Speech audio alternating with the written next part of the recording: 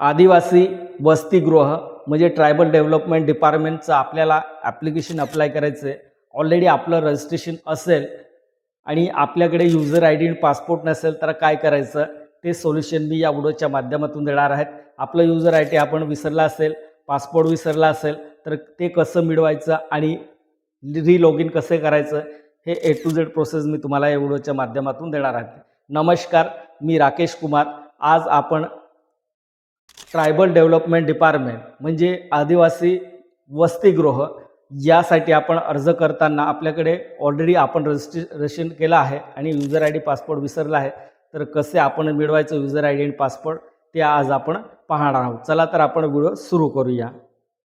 तर बघा मित्रांनो, ट्रायबल डेव्हलपमेंट डिपार्टमेंट आदिवासी विकास विभाग वेबसाईट ओपन करायचं. वेबसाईट ओपन केल्यानंतर आपल्याकडे युजर आय डी आणि पासपोर्ट नाही, तर आपण युजर आय डी आणि पासपोर्ट कसं मिळवायचं.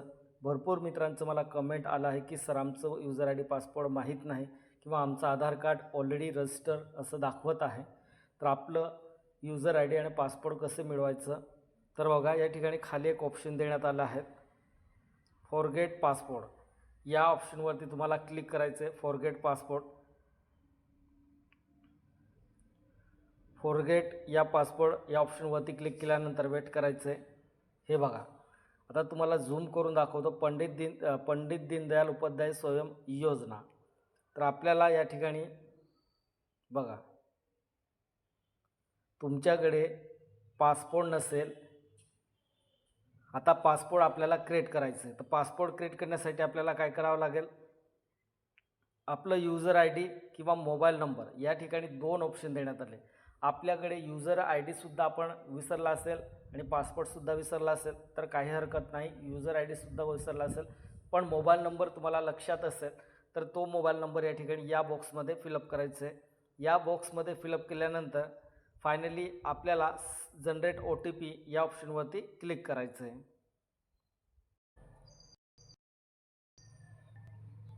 तर बघा मित्रांनो, जनरेट OTP झाले. आता OTP आपल्या मोबाईलवरती गेला आहे. जो मोबाईल नंबर आपलं रजिस्टर्ड होतं त्या मोबाईलवरती OTP गेले आहे. ते OTP आपल्याला काय करायचं, या बॉक्समध्ये फिलअप करायचं आहे. OTP फिलअप केल्यानंतर आपल्याकडे पासपोर्ट नाही तर आपल्याला नवीन पासपोर्ट तयार करायचं आहे. युजर आय डीचं तुम्हाला मी त्याचंही सोल्युशन देणार आहे. तर हे नवीन पासपोर्ट आपल्याला क्रिएट करायचं आहे. OTP फिलअप करायचं आहे. नंतर या ठिकाणी पासपोर्ट कसं क्रिएट करायचं आहे मित्रांनो, तुम्हाला बघा pass@123 या पद्धतीने तुम्हाला पासपोर्ट क्रिएट करायचं आहे. तुम्हाला हे नेम चेंज करायचं असेल तर तुम्ही करू शकता, पण अल्फाबेटमध्ये फर्स्ट तुम्हाला कॅपिटल काढायचं आहे. जसं मी फर्स्ट कॅपिटल P काढून दाखवलं तसं काढायचं आहे. नंतर पासपोर्ट क्रिएट केल्यानंतर न्यू पासपोर्ट आणि कन्फर्म पासपोर्ट, जो पासपोर्ट आपण तयार केले तो पासपोर्ट या ठिकाणी पुन्हा फिलअप करायचं आहे. नंतर आपल्याला जो कॅप्चा दिसत आहे तो कॅप्चा जसा आहे तसा आपल्याला या बॉक्समध्ये फिलअप करून द्यायचं आहे. एकदा तुम्ही काय करायचं, ट्राय एनदर या ऑप्शनवरती क्लिक करून द्यायचं, म्हणजे रिफ्रेश होऊन जाणार आहे. हे कॅप्चा नवीन कॅप्चा व्हॅलिड कॅप्चा या ठिकाणी तुमच्यासमोर दिसणार आहे. नंतर कॅप्चा फिलअप केल्यानंतर फायनली तुम्हाला चेंज पासपोर्ट या ऑप्शनवरती क्लिक करून द्यायचं आहे. या ऑप्शनवरती क्लिक केल्यानंतर काय होणार आहे मित्रांनो, तुमचं पासपोर्ट या ठिकाणी चेंज होऊन जाणार आहे. आता भरपूर मुलांचं कमेंट आलं की सर आमचं आधार ऑलरेडी रजिस्टर्ड किंवा एक्झिट असं दाखवत आहे, असं किंवा एरर दाखवत आहे असं ते मला कमेंट करत होते. तर त्यांचं एकच सोल्युशन आहे, बघा आपलं user I D passport forget करून घ्या. आणि आता या ठिकाणी आपण फक्त पासपोर्ट फॉरगेट केला आहे. आता युजर आय डी कसं मिळवायचं, आपल्या मोबाईलवरती SMS आला असेल त्या ठिकाणी आपल्याला user I D passport text मेसेजमध्ये आला नसेल तर आपल्याला काय करायचं आहे, बघा आपला जो मोबाईल नंबर आहे तो mobile number user I D असेल किंवा आधार नंबर युजर आय डी असेल, हे दोनपैकी तुमचं युजर आय डी हे कन्फर्म आहे, आधार किंवा मोबाईल नंबर. तर हे लक्षात ठेवायचं. आधारने लॉग इन करून बघायचं, आधारने लॉग इन नाही झालं तर आपण मोबाईल नंबर युजर आय डीच्या ठिकाणी फिलअप करायचं आणि पासपोर्ट आपण जे क्रिएट केलं आहे ते क्रिएट केल्यानंतर 100% आपलं या ठिकाणी